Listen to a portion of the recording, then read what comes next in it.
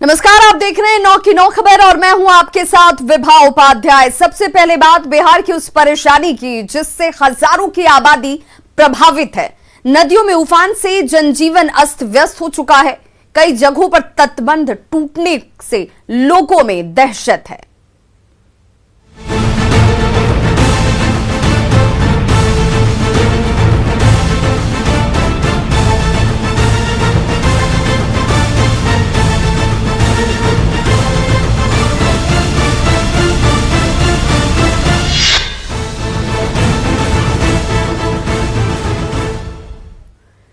नरकटियागंज में बलूर नदी पर बना पुल पानी के दबाव को झेल नहीं पाया और यहां ये पुल जो है वो धंस गया, जिसकी वजह से दर्जनों गांव के लोग इस वक्त प्रभावित हुए हैं।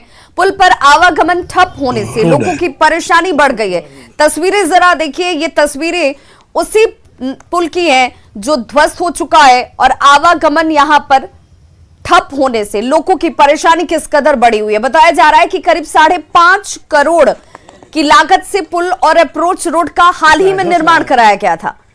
ये तब हालात हैं जब ये पुल जो है वह भी हाल के दिनों में ही बनाया गया। स्थानीय लोगों ने घटिया सामग्री के इस्तेमाल का आरोप लगाते हुए कंस्ट्रक्शन कंपनी के खिलाफ कार्रवाई की मांग की है। 3 किलोमीटर पर ये बखरी घाट है, इसका पुल का तीसरा पाया नीचे धंसने लगा है। बलूर नदी है, उसी में बना हुआ है ये पुल। इतना घटिया काम किया है ठेकेदार ने, सारा पैसा बचा कर यहाँ से लेकर चल दिया। पूरा है क्षेत्र के ये एगो पुल बा मनवा परसी पंचायत के।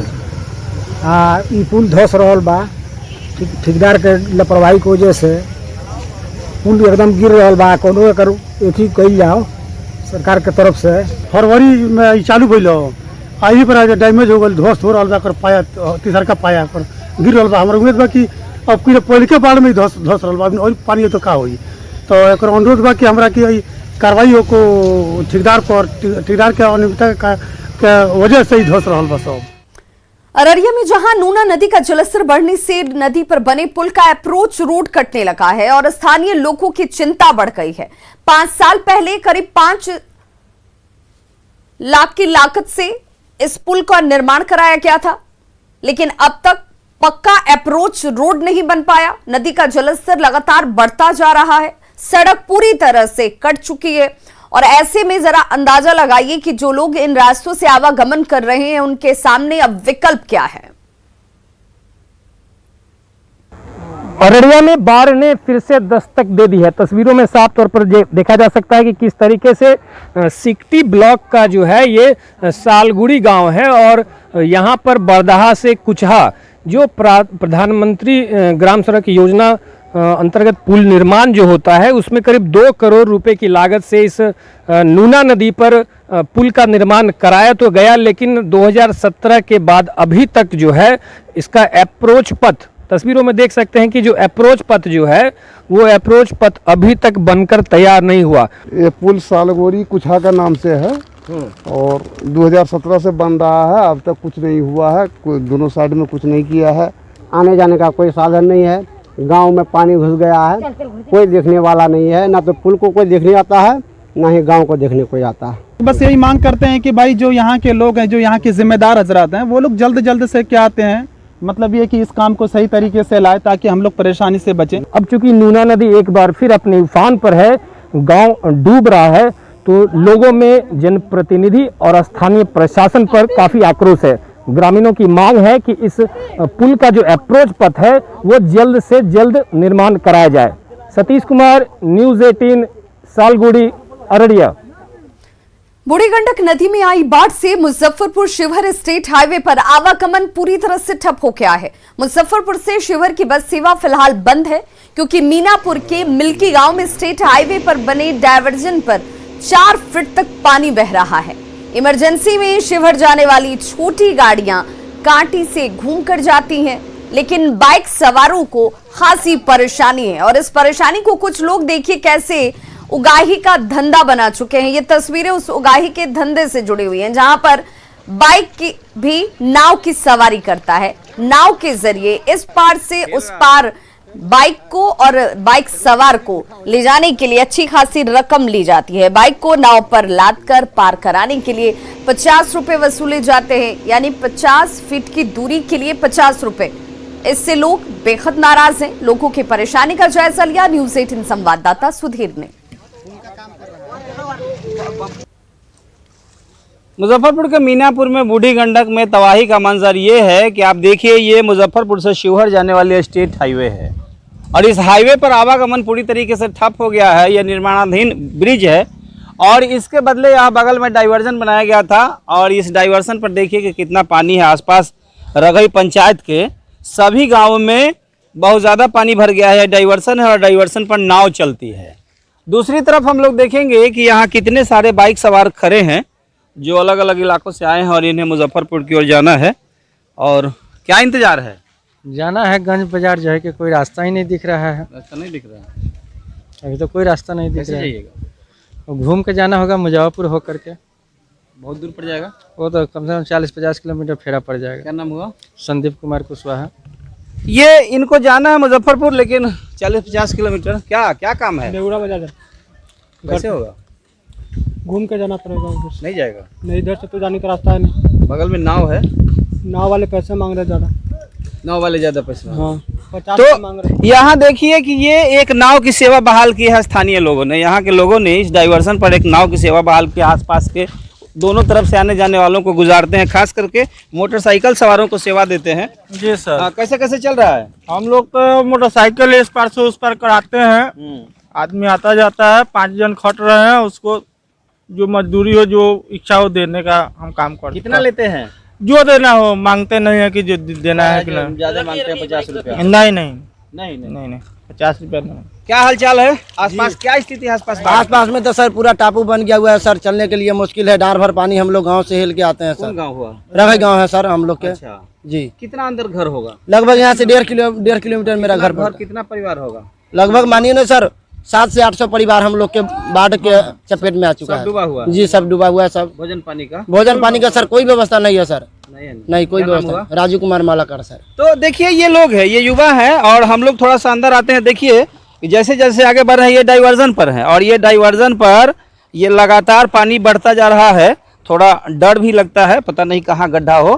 तो ये यहाँ के जो नाविक है मना भी कर रहे हैं। आप देखिए कितनी तेजी से पुल के अंदर से पानी बह रही है और यही धारा इस इलाके में बाढ़ लाने के लिए काफ़ी है। तो मुजफ्फरपुर से शिवहर जाने के लिए जो स्टेट हाईवे है उस पर आवागमन पूरी तरीके से ठप हो गया है। ये आलम है बूढ़ी गंडक में बाढ़ का। सुधीर कुमार, न्यूज़ 18 मुजफ्फरपुर। और देखिए मुजफ्फरपुर के मीनापुर में बाढ़ ने किस कदर तबाही मचा रखी है। प्रखंड की सभी 35 पंचायतों में पानी कहर बरपा रहा है। ऐसे में नेताओं को सियासत चमकाने का बेहतरीन मौका मिल गया है। न्यूज़ 18 की टीम जब मीनापुर के 12 भारती गांव पहुंची तो स्थानीय आरजेडी विधायक मुन्ना यादव लोगों के बीच घिरे हुए मिले। 12 भारती गांव पूरी तरह से बाढ़ के पानी में डूबा हुआ है। सड़क पर 4 फीट तक पानी बह रहा है।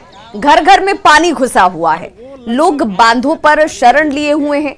हमने लोगों के दर्द को जानने की कोशिश की। बाढ़ पीड़ितों के बहाने विधायक जी का गुस्सा सरकार के खिलाफ फूट पड़ा। अभी हम खड़े हैं मीनापुर के 12 भारती गांव में और जरा दिखाएंगे कैमरा सहयोगी कि कहां तक पानी भरा है। घुटने से ऊपर पानी है। ये पर्स और मोबाइल भीगने को तैयार है। और पीछे की तस्वीर देखिए कि 12 भारती का ये वार्ड नंबर 1 वार्ड नंबर 2 का क्या नज़ारा है कि हर एक घर यहाँ डूब गया है और झोपड़ियाँ हैं। जो भी घर हैं इन तमाम घरों को खाली करके लोग अपने आसपास ऊंचे स्थानों पर सड़क पर आ गए हैं। और एक विहंगम तस्वीर देखिए, ये विधायक जी हैं। विधायक जी देखने के लिए इसलिए कह रहे हैं कि देखिए कहाँ तक डूबे हुए हैं। बड़े कर्मठ विधायक हैं। लोगों का दुख दर्द जानने के लिए खुद पानी में उतर आए हैं। शायद महसूस करना चाहते हैं कि पानी में डूबने का स्वाद कैसा होता है। विधायक मुन्ना यादव जी, क्या हालत है इधर? बहुत बुरा। कैसे कैसे? और हम तो ये 27 साल से देखते आ रहे हैं, कहीं कोई व्यवस्था नहीं है। 2 वार्ड है यहाँ भीतर में पानी बाढ़ में। 2 वार्ड की आबादी है 18 से 1900, परिवार है 450 और 450 परिवार घिरा हुआ है। पिछले साल अपना निजी कोष से हम 3 नाव यहाँ दिए मुजफ्फरपुर जिला में सबसे ज्यादा बाढ़ग्रस्त जो है, अगर औराई है तो दूसरा मीनापुर है। 35 पंचायत मेरा बाढ़ग्रस्त हर साल होता है। क्या मांग करेंगे? नाव का व्यवस्था कर दे, जैसे भोजन का व्यवस्था है सही से भोजन कर दे। पन्नी नहीं मिल रहा है, लोग के आता है 50 को पन्नी बांट दिया, जहां 200 आदमी आश्रय लिए हुए हैं। क्या स्थिति है? बहुत नाजायज स्थिति है। आवे के व्यवस्था है, भोजन को अभी तेल ना है तो नून ना है, कोई किनने के लिए व्यवस्था नहीं। क्या करे जैसे भोजन छाजन में दिक्कत है। अब क्या करे, जो जुड़ता है नून सतुआ सब खा लेते हैं। सतुआ जो पिसाने मकई के अभी लाए हैं जैसे इस पार में। की नाम है? नरसिंह शाह में। कैसे चल रहा है बाल बच्चा से? वो पानी में हम लोग रहते हैं, रात दिन हिलते हैं। बाल बच्चा रखे हुए है चौकी पर। दुख बीमारी का? दुख बीमारी तो नाव रहता है तो जब आते हैं, नहीं नाव रहता तो इसी में रहते हैं। तो ये तस्वीर है, ये जनता की कठिनाई की तस्वीर है, ये बाढ़ के विभीषिका की तस्वीर है। और इस बीच सरकारी सुविधाएं नहीं है, तो विधायक जी विपक्ष के विधायक हैं, निकले हैं सरकार को ये चेतावनी देने के लिए और ये जताने के लिए कि यहाँ भी लोगों को परेशानी में सुविधा की आवश्यकता है। अब देखना है कितना बहाल हो पाएगा, लेकिन फिलहाल परेशानी की तस्वीर बहुत बड़ी है। सुधीर कुमार, न्यूज़ 18, मुजफ्फरपुर। बिहार के बाढ़ प्रभावित जिलों में परेशानियों के बाद भी शादी का सिलसिला जारी है। भले ही सड़कें पानी में डूब चुकी हों, लेकिन यहां नाव से ही दूल्हे और दुल्हन की विदाई हो रही है। देखिए, ये तस्वीर आपके सामने उसी शादी की है जो इस बाढ़ के बीच भी संपन्न हो रही है। दूल्हे कार और घोड़ी को छोड़ चुके हैं। नाव की सवारी की ये तस्वीरें इस बात की तस्दीक करती हैं। बाराती भी नाव से ही शादी में शामिल होने के लिए पहुंच रहे हैं। समस्तीपुर के गोबरसिट्ठा में भी दुल्हन की गांव जो है, वो दुल्हन का गांव वो बाढ़ के पानी में घिरा हुआ है, डूबा हुआ है। गांव की सड़कें बाढ़ के पानी की वजह से अब टूट चुकी हैं, डूब चुकी हैं और इसलिए शादी के लिए नाव से ही व्यवस्था की गई। दुल्हा नाव पर सवार हुआ और शादी के बाद नाव से ही दुल्हन को लेकर वापस गया।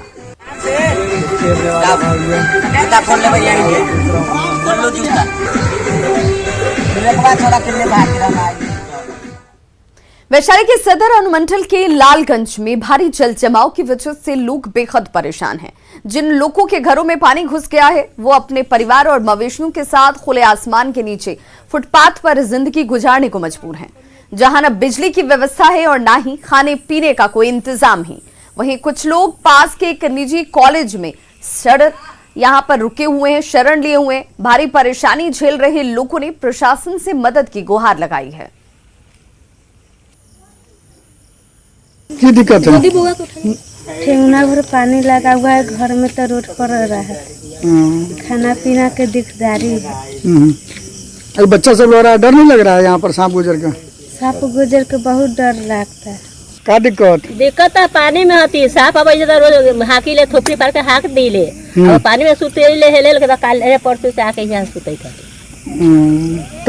तब मरद हुआ सुते ले, हम बाले बच्चे यहाँ सुते लड़का सके लेके जंगल। रोजा पर से लोग चल गए, भीतर गेबे न किया पार्टी कोई देखू ना गेलक भीतर ना। बाप रे, गाड़िए फंस जाई, जूता फंस जाई, कपड़ा फंस जाई। लेकिन कहला ना, जब मदद करम राशन मिली, पानी निकल जाए। ना ऐसा बात कोई आदमी न कल गई, गलती बात कोई न कल गई, कुछ चले सीधे अपना अपना काम में। बिहार के कई इलाकों में बाढ़ से हालात जो हैं वो बेहाल हैं। हजारों की आबादी सैलाब का सितम झेल रही है। बाढ़ के बीच कैसे जिंदगी बसर की जा रही है, किन हालातों में लोग जीने को विवश हैं, इस रिपोर्ट के जरिए देखिए।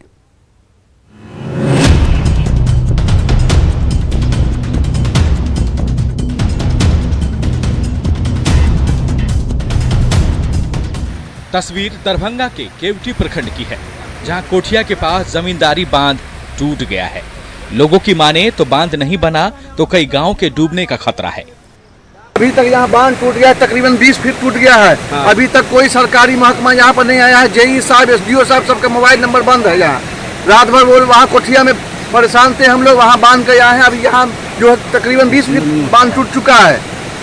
अब जल्द से जल्द यहाँ पर अगर उपाय नहीं होता है तो यहाँ पर तकरीबन पूरा गांव डूब जाएगा, बड़ी परेशानी हो जाएगी। मुजफ्फरपुर में भी बूढ़ी गंडक कहर बरपा रही है। गांव के गांव बाढ़ में डूबे हुए हैं। मधुबन काटी गांव के लोग खाना बनाने वाले पतीले से जुगाड़ की नाव के सहारे जिंदगी बसर करने को मजबूर हैं। एक नई तरह की चीज हम आपको दिखाते हैं। ये एक नैया है। जुगाड़ की नाव के बहुत सारे स्वरूप आपने देखे होंगे कि ट्यूर का नाव था, थर्मोकोल का नाव था। आज ये पतीला नाव है। ये पतीला नाव देखिए कि 4 पतीले इसमें लगाए गए, एक खाट डाला गया और इससे ये लोग घरों से बाहर निकल रहे हैं अपनी जरूरतों को पूरा करने के लिए।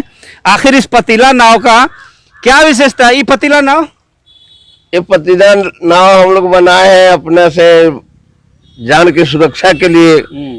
अभी हेल करके जाते हैं तो भर गर्दन कई भर माथे से ऊपर पानी है। खाना जो बनाते हैं उसी पतीला से हम लोग जुगाड़ का खटिया डाल के बनाए हैं। गोपालगंज में भी 2 दिनों से लगातार हो रही बारिश ने जनजीवन प्रभावित किया है। शिक्षा विभाग का कैंपस पूरी तरह तालाब में तब्दील हो गया है। सड़कों पर नाले का गंदा पानी बहने के कारण बीमारी की भी आशंका बढ़ गई है। कटिहार के अहमदाबाद प्रखंड के लखनपुर पंचायत के बड़ा लखनपुर गांव में भी महानंदा नदी का पानी तेज कटाव कर रहा है। कटाव की स्थिति बड़ी गंभीर है और बड़े बड़े नेता यहाँ पहुँचे, मनोहर सिंह जी मेरे वर्तमान विधायक साहब, और बड़े बड़े वायदा करके चले गए। यहाँ का लोग बेरोजगार है वैसे भी बाढ़ की स्थिति के कारण। कटाव के संबंध में जो फ्लड फाइटिंग का SOP है उसके अनुसार जब भी कटाव होता है तो हम लोग जियो बैग और बोल्डर इत्यादि हम लोग वहाँ पर एट द साइट रखते हैं। हर एक साइट पर ये फ्लड फाइटिंग जो हमारे सामग्री वो रहते हैं और जैसे ही कटाव परिलक्षित होता है तो वहाँ पर जा कर के जो भी कटाव को रोकने के लिए या आगे कटाव ना हो उसके लिए जो भी हम लोग को कार्य करना पड़ता है। ड्यूरिंग दी फ्लड्स ये कार्य सतत जारी रहता है जहाँ भी कटाव होता है। मधुबनी में भी बाढ़ के पानी तेज बहाव में लगड़ी गांव का मुख्य रास्ता ही बह गया। गांव का संपर्क पद्मा गांव से कट गया है। लोग पोल के सहारे जान जोखिम में डालकर रास्ता पार करने को मजबूर हैं। न्यूज 18 के लिए दरभंगा से विपिन कुमार दास, मुजफ्फरपुर से सुधीर कुमार, गोपालगंज से मुकेश कुमार, कटिहार से सुब्रत गुहा के साथ मधुबनी से अमित रंजन की रिपोर्ट। कोडरमा में प्रोविजनर डीएसपी आशुतोष कुमार की सर्विस रिवॉल्वर से गोली चल गई और गोली चलने से डीएसपी के दोस्त निखिल की मौत हो गई। बताया जा रहा है कि प्रोविजनर डीएसपी 3 लोगों के साथ तिलैया डैम घूमने गए हुए थे, जहां उनके सर्विस रिवॉल्वर से गोली चलती है और ये गोली जाकर उनके दोस्त निखिल को लग जाती है, जिससे निखिल की मौत हो गई। आशुतोष कुमार बक्सर में तैनात हैं। आशुतोष कुमार को पुलिस ने हिरासत में ले लिया है। वहीं मृतक के परिजनों ने आपसी रंजिश में हत्या का आरोप लगाया है। फिलहाल सर्विस रिवॉल्वर जब्त कर पुलिस आगे की जांच में जुट गई है। हालत में हॉस्पिटल आया तो डॉक्टर के द्वारा मृत घोषित किया गया है। लड़के का नाम है निखिल रंजन। ये लोग 3 लड़के वहाँ से आए थे घूमने के लिए, डैम की ओर आए थे। जवाहर घाटी पुलिया के पहले ये लोग रुके थे। उसमें एक डीएसपी प्रोबेशनर भी है जो अभी बक्सर में परिश्रमान डीएसपी हैं, जो पोस्टेड हैं बक्सर में, बिहार में। कैसे गोली आखिर चली कैसे सर? नहीं, इसका तो अभी जांच हम लोग कर रहे हैं कि गोली कैसे चली है, कौन चलाया है, ये जांच का विषय जांच हम लोग कर रहे हैं। तो अभी जो कहना है कि हम लोग घूमने के लिए आए हुए थे और एक लोकल लड़का भी था जिसको हम लोग खोज कर रहे हैं अभी, उसका अभी पता नहीं चल पाया है, उसमें हम लोग लगे हुए हैं। सच्चाई अभी सामने नहीं आया है, अभी छानबीन में हम लोग लगे हुए हैं, कर रहे हैं। रिवॉल्वर नहीं है, पिस्टल है जिससे गोली चलने की बात आई है, उसको हम लोगों ने जब्त कर लिया है यहाँ पर और उसके परिजन को हम लोग सूचना दे दिए हैं और वहाँ के विभाग को भी सूचना दे दिया गया है। तो देखिए, गोली सर्विस रिवॉल्वर से निकली और जाकर निखिल को लग जाती है, लेकिन सवाल ये कि आखिर डीएसपी साहब जब घूमने के लिए गए हुए थे तो गोली आखिर चली कैसे? उस दौरान बंदूक का इस्तेमाल कौन कर रहा था और क्या वहां पर जो लोग मौजूद थे, जैसा परिजनों का कहना है कि जानबूझकर साजिश के तहत निखिल को मारा गया। इन तमाम पहलुओं पर फिलहाल पुलिस की तरफ से तहकीकात जो है वो जारी है। National highway authority of India ने मधुबनी जिले से निकलने वाले नेशनल हाईवे पर 17 स्थलों को ब्लैक स्पॉट के रूप में चिन्हित किया है। बताया जा रहा है कि चिन्हित किए गए स्थलों में NH 57 पर नरहिया से फुलपरास के बीच का इलाका सबसे महत्वपूर्ण है। यहां NH पर अतिक्रमण और भीड़ भाड़ की वजह से आए दिन सड़क दुर्घटनाएं होती हैं। NH57 पर फुलपरास के लौरिया चौक का जायजा लिया। न्यूज 18 संवाददाता अमित रंजन ने।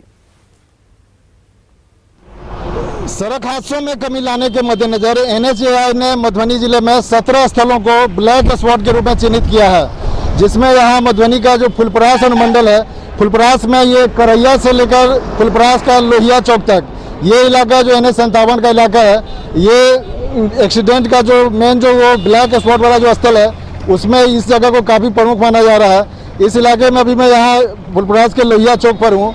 यहाँ लगभग हर हफ्ते कोई ना कोई बड़ी दुर्घटनाएं होती रहती हैं। ऐसे इक्का दुक्का घटनाएं यहाँ हमेशा ही होती रहती हैं। ऐसा यहाँ के लोगों का कहना है। यहाँ जो मेन वजह है इस चौराहे पे, यहाँ NH57 के सामने यहाँ ये सड़क जो है ये घोगडिया से आती है और ये दूसरी तरफ ये सड़क यहाँ NH57 को क्रॉस करते हुए ये रोड खुटौना जाती है। ऐसे में यहाँ जो बसों की जो आवाजाही है वो अधिक होने के कारण यहाँ अक्सर रोड पे बसें खड़ी रहती हैं और यहाँ कोई ऐसा बस स्टॉप नहीं होने के कारण यात्रियों की भीड़ भी यहाँ सड़क किनारे लगी रहती है। ऐसे में इस इलाके में अक्सर हादसे की शिकायत आती रहती है। अभी हमारे साथ जो है कुछ स्थानीय निवासी हैं। क्या नाम हुआ आपका? ब्रह्मानंद यादव। ब्रह्मानंद जी, जैसे ये इलाका काफ़ी एक्सीडेंट यहाँ होता रहता है, क्या वजह है यहाँ जो? लोहिया चौक पर सबसे ज़्यादा यहाँ पर बस और टेम्पू से लेकर ट्रैकर तक सारा यहाँ पर रुकता है, जिसके कारण और सर्विस सड़क का अतिक्रमण कर लिया गया है और यहाँ पर चारों बगल से जो रास्ता है वह ये NH57 पर चलता है, जिसके कारण यहाँ पर सप्ताह में 1 से 2 आदमी की मौत होती है। यहाँ पर सबसे बड़ा हादसा ट्रक एक चाय की दुकान में घुस गया था, जहाँ पर 3 लोगों की मौत स्पॉट हो गया। थोड़ा दूर आगे नरैया से जस्ट बगल में ट्रक और बस की टक्कर में 3 लोगों की मौत 1 महीना पहले हो चुका है। चौराहे के बारे में बताया जा रहा है कि यहाँ अगर बस स्टॉप बनता है तो कुछ हादसों में कमी आएगी। ऐसे ये NHAI के द्वारा जो स्थल चिन्हित किए गए हैं उसमें फुलपरास का ये चौराहा भी है। ऐसे में यहाँ के लोगों में ये आसबंदी है कि आने वाले समय में अगर यहाँ बस स्टॉप बनता है या फिर यहाँ इस चौराहे पे फ्लाईओवर बनता है तो उसके बाद यहाँ शायद हादसों में कमी आए। अमित रंजन, न्यूज 18 मधुबनी। खबरों का सिलसिला लगातार जारी, आप देखते रहिए न्यूज 18 बिहार झारखंड।